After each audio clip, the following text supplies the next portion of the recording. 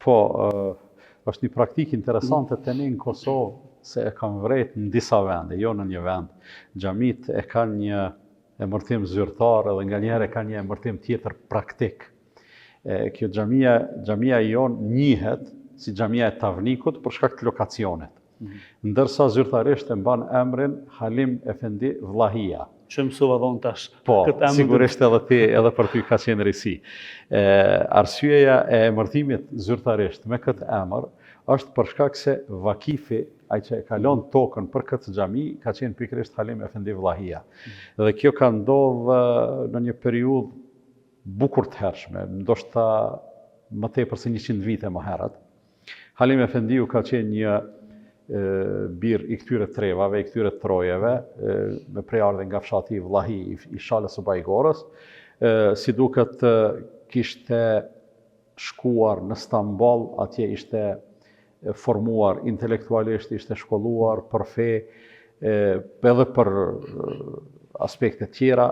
Pastaj ka bë edhe shërbim, domethënë pranë portës së lartë edhe në bazë të asaj që kam dëgjuar në kohë të caktuara prej njerëzve që e dinin atë pjesë të historisë, thonë se Halim Efendiu, pra hoxha, ka kërkuar një moment të caktuar për shkak se ka arrit pozitë të lartë në administratën osmane, dhe një moment ka kërku ta lirojnë. Dhe si duket i kishte thonë mbretit ose sultanit, kësi njerëz si unë ti mund të gjesh sa të duash, mirë po në vendin tim unë kam vlerë edhe kam rol. Edhe ka vendos me u kthy.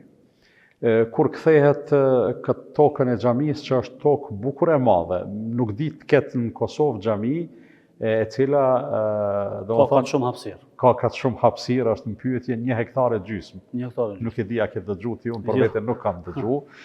Dhe është pothuajse pjesa dërmuese është e pashfrytëzuar, përveç kësaj pjesës të xhamisë edhe oborrin që realisht jemi mundu me bë një park të bukur e kështu me radhë, por jemi bë pishman që se kemi zvogluar edhe pak se po na vjen vështirë ta mirëmbajmë. Megjithatë jemi të kënaqur me mirëmbajtjen e parkut të xhamisë. Dhe toka ka mbet pra e ktill, vakëf, për afro 100 vite ose pak më pak, deri në vitin 2006 kur është ndërtuar kjo xhami, domethënë nuk ka pas më herët xhami këtu. Është ndërtuar xhamia dhe unë jam imami i parë i kësaj xhamie, është hap, kemi filluar aktivitetin, po bëhen 19 vite, jam mishruar me këtë vend edhe pse në një aspekt praktik me vendbanim jam bukur larg prej xhamisë, edhe praktikisht për imamin nuk është as pak e lehtë të jetoj ose të banoj larg xhamisë, megjithatë atë shumë jam mishruar me këtë vend saqë e konsideroj si shtëpi të dytë. Me fillimin e aktivitetit, unë jam rrit afër xhamisë së Haxhi Veselit në Mitrovic, se aty edhe babai im Rahmet Past ka shërbyer si imam, edhe ajo xhami gjithmonë ka pas shumë xhamat. Kur jam bë imam këtu në fillim edhe vija ta falja namazin me 2 xhamat, unë veti treti ose veti katërti, më duke shumë vështirë, thoya si do ta përballoj këtë paksi të xhamatit.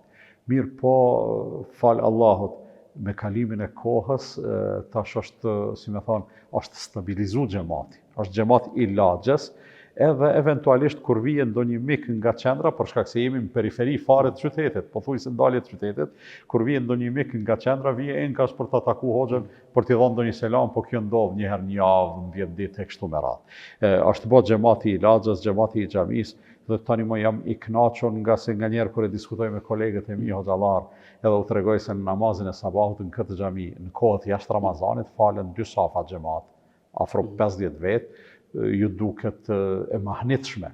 Mu më duket shumë normale, madje do të dëshiroja sikur të ishte edhe numër më i madh, mirë po, elhamdulillah, kështu jemi. Ky është në pika të shkurta historiku i xhamisë.